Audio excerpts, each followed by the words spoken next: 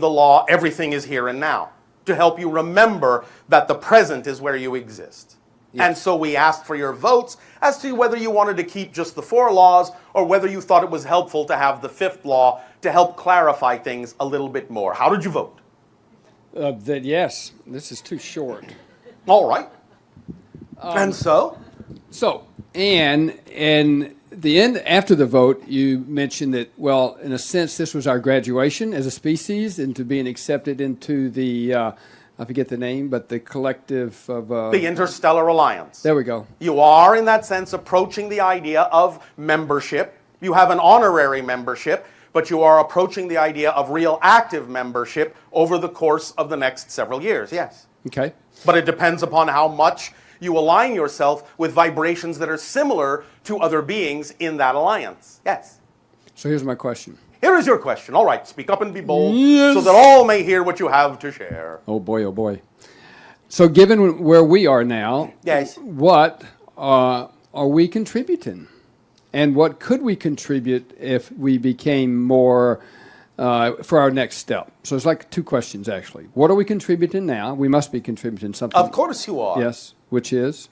Well, you are contributing many things, one of which is the idea, as we originally mentioned, that you chose to experience a great degree of forgetfulness and limitation in your reality as a spirit, so that you could remember who you are. The idea is there are not necessarily, although there are some, not necessarily many worlds that have experienced the same degree or depth of exploration of limitation and darkness as you have chosen to experience on Earth. The idea, therefore, is that this isn't a kindergarten, this is a master graduating class. It takes a strong spirit to go into that depth of limitation and forgetfulness and yet still be capable of remembering who you are and bringing light back into your life. That's highly transformative.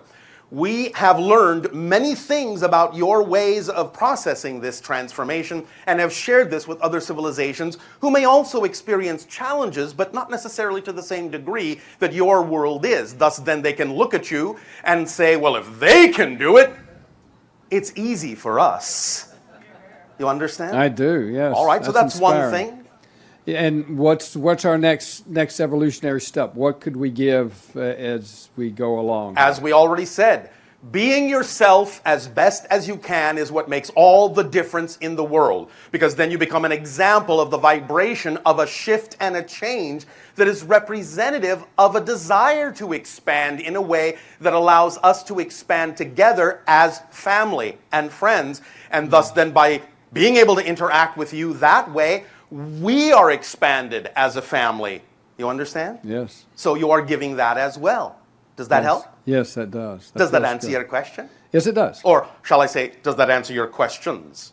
Thank you, yes. All right. I have another. Oh, all right. Which is, so is there a ship above us as you're here? There are ships all over the place all the time. You can't always see them. From your... my particular ship, myself, is still above the area on your planet you call Sedona. But there are other ships from my civilization and other civilizations over your cities in various places at various times, almost all the time. You know, the idea is that there are many comings and goings. And it really depends upon whether you simply have the expansion ability in your senses to perceive that those ships are coming and going all the time. There are many vortex hubs around your planet that ships use to go from one dimension or another. They may be passing through whether they stop or not. The idea is that you can begin to perceive some of them more and more. You may not perceive all of them. But really the analogy of asking that question would be the same kind of analogy as asking a person on your planet who has a house underneath an airport if there's an airplane overhead. From time to time, yes, of course there is, because I'm in the flight path. So, in a sense, there are flight paths all over your planet and ships coming and going or stopping and observing or doing various things all the time. Whether you can perceive them or not is a matter of whether or not it's important for you to do so at that moment and the degree of vibrational similarity you may have to those particular beings passing by. Make sense? Yes. So, does this help you? Yes. And so? Is it possible to get an invitation to visit your ship? Understand this. We are always, always, always beaming that energy and invitation to you all. You don't always answer. The idea, however, is that that happens at the right place at the right time. There is a timing to these things when it's truly beneficial and appropriate for all. All those appointments have already been made on a higher level. The only way to miss such an appointment is to spend time wondering if you will miss the appointment. That's the paradox. If you just get on about your life and be who you are as fully as you can, you will become the person with whom the appointments were made. Yes. Make sense? Yes. So don't worry about it. You don't have to ask. All the invitations have already been sent. All the invitations have already been answered. If, in that sense, it is relevant for your life, it will unfold as long as you are being the best you can be. So you don't have to worry about it or think about it. Just get on with your life. Yes? Yes. Does that help you? That does. Thank you so much for being here. You are welcome so much.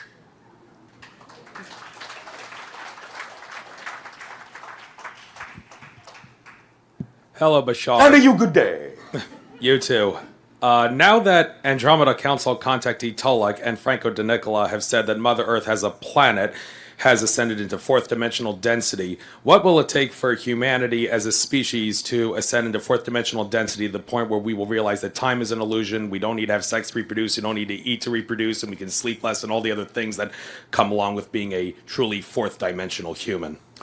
Fourth density human. Yeah, that's what I You're meant. already a fourth dimensional human because you have 3 dimensions of space and 1 of time. Right. Density is a different thing. Yeah. You could look at the idea of dimension, in a sense, as a country, and density as states within that country.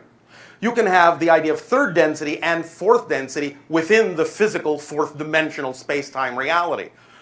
Coincidentally, when you cross from the idea of fourth density to fifth density, you will actually also simultaneously be crossing into the fifth dimension. We, as a civilization, ourselves, are in the process of going from fourth density to fifth density, and this is why we are becoming less and less and less physical.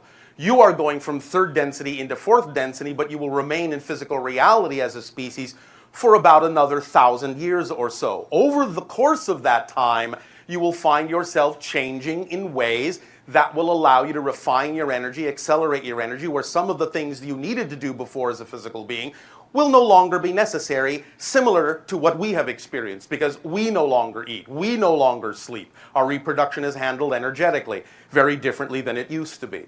So you are heading in that direction. It will probably take you at least a couple of 100 years as an entire society to begin to show more and more and more of that. But what's your hurry? There is no hurry. Just live life to the fullest, I guess. You are all eternal, infinite beings. You know the timing of the transformation that is taking place on your planet. There is no rush. It's all working out. And again, all you need to do, as I said, it's the entire formula, is act on your highest excitement to the best of your ability, and then allow yourself to have no assumption as to what the outcome ought to be. That's all you need to do to experience the timing of the unfolding of all these changes. Now, it's possible that separate individuals may sometimes be a little bit ahead of the curve, and so it's possible that certain individuals will start to exhibit some of those things a little bit before other individuals, but again, that's all right. You're not going to go faster or farther ahead than will serve the collective whole you agree to be of service to. Make sense? Yes, it does. You won't leave anyone behind, so to speak. Does that help? Yes, it does. Does that answer your question, then? Yes, it does. Why, thank you.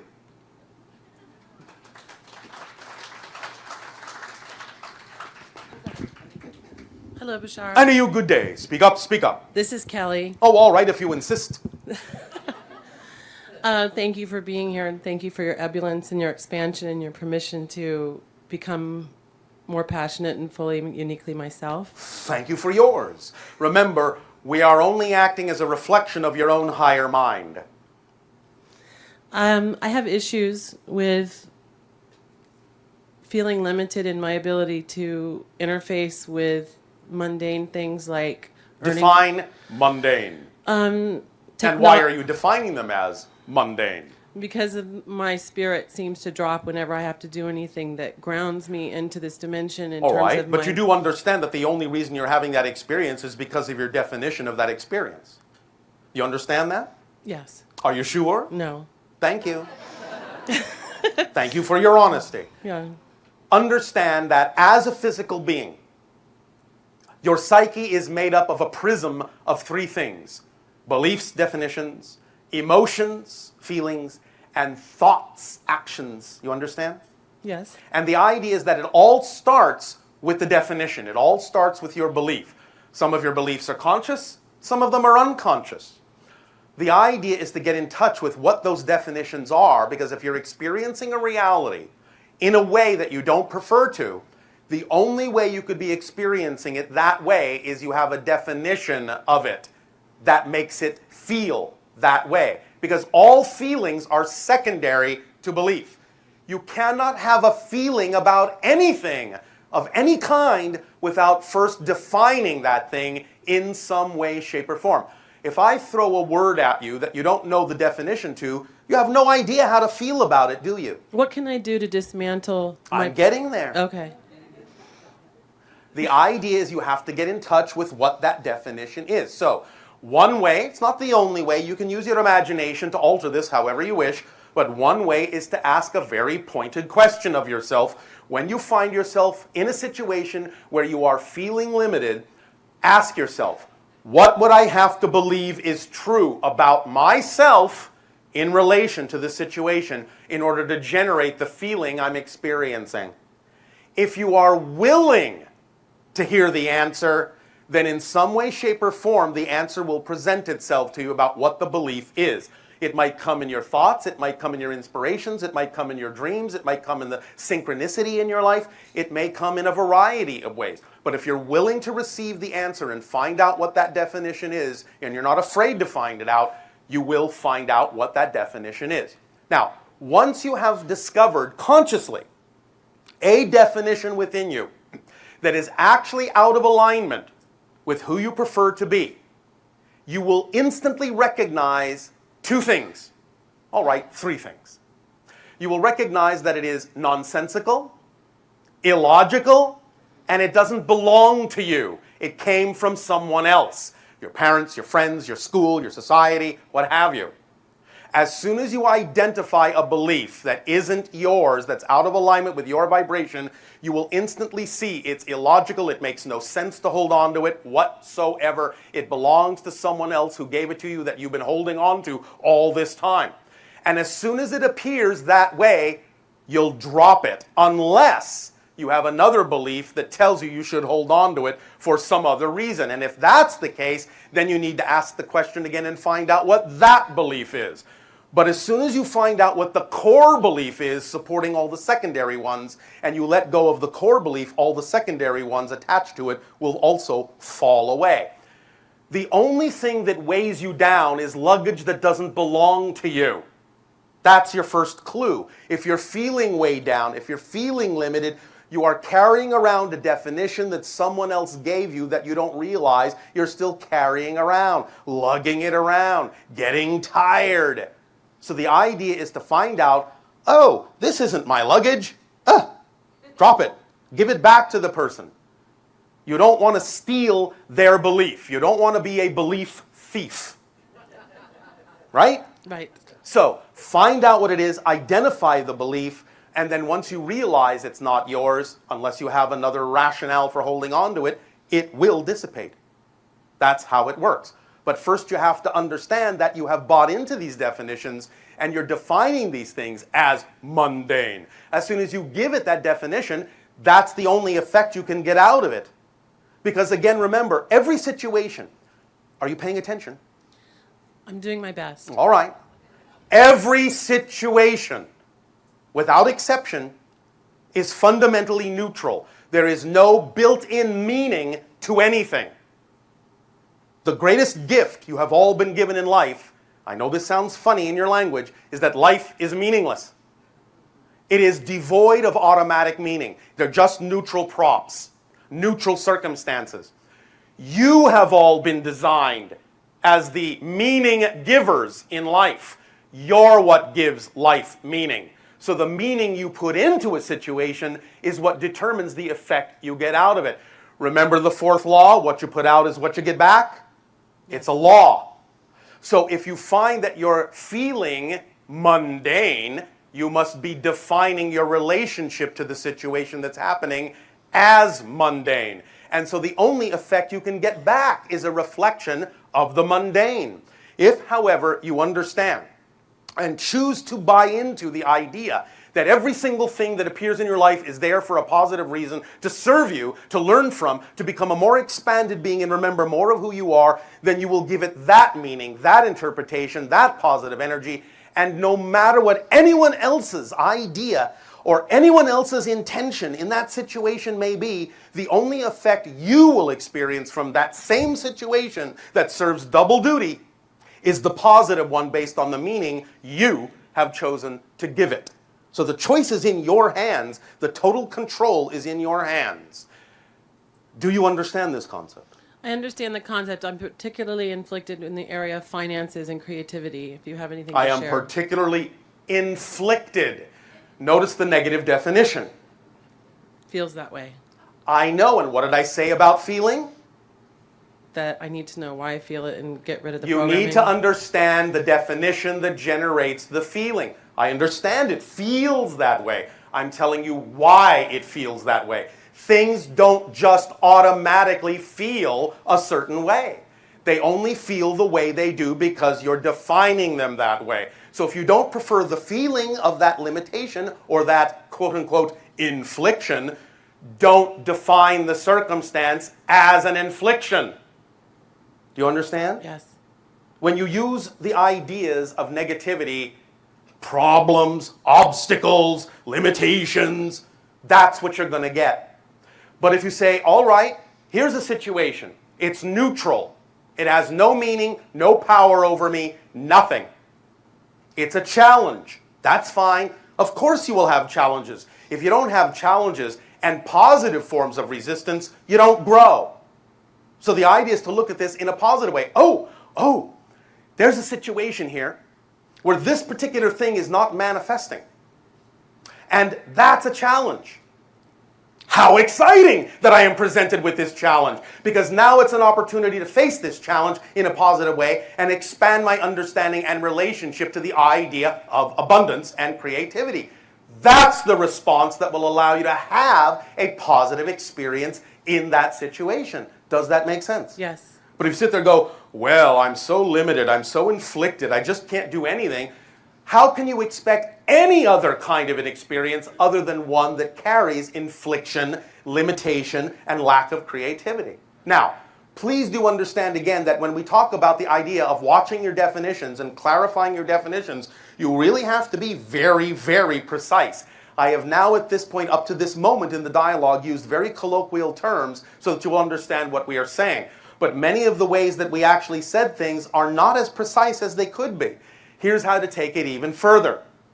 When you say things like, oh, I'm experiencing a lack of abundance, a lack of finance, a lack of creativity, that's not possible. There is no such thing as a lack of trust, a lack of abundance, a lack of creativity, a lack of confidence. There is no such thing. There is, however, an absolute trust in lack, an abundance of lack. You see where we're going?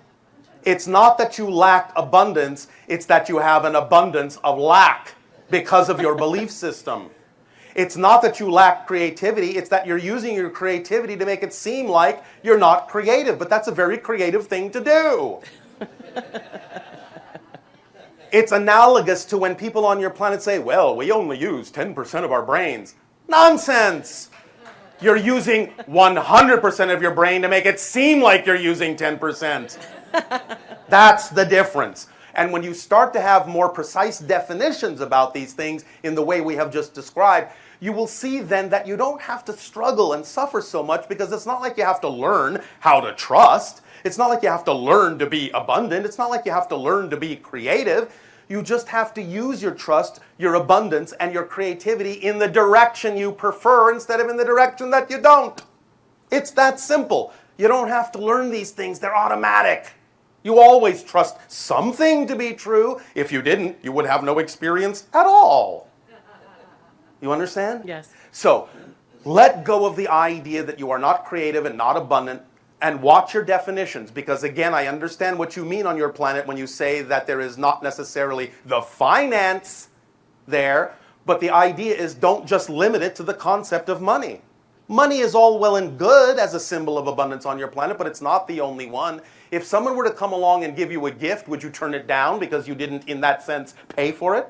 No. Well, that's a form of abundance, isn't it? Yes. Well, then why insist on only one form of abundance being necessary to accomplish something when other forms of abundance might actually help you get there quicker? Why shut the door to all other ways abundance could come and all other forms in which it could come by insisting that only one way is valid as your society has taught you? Do you want to really limit your abundance? No. Then don't focus on it being only money. Open up to all forms of abundance, and where money is necessary, money will flow. But where other forms of abundance may actually be the path of least resistance, that's what will happen. But your insistence that it can only happen this way will close the door to you ever experiencing it coming through another doorway. Make sense? Yes. Is this helping you lighten up a bit? Yes, very much. Please remember, all of you, the true path to enlightenment is to lighten up on yourselves. Yes. First. You understand? Yes. Is this helping you? Yes. Do you feel a little bit more abundant, a little bit more creative, a little bit more free to be who you choose to be? Yes. Do you feel you can let go of baggage that you don't need to carry around anymore? Yes. All right. Well, thank you for choosing that. And remember, you are choosing that. It has nothing to do with the fact that we've said it to you. It has everything to do with the fact that you've said it to yourself and that you choose to buy into that instead of something that's out of alignment with the vibration you know is true for you. Make sense? Yes, thank you. You're welcome.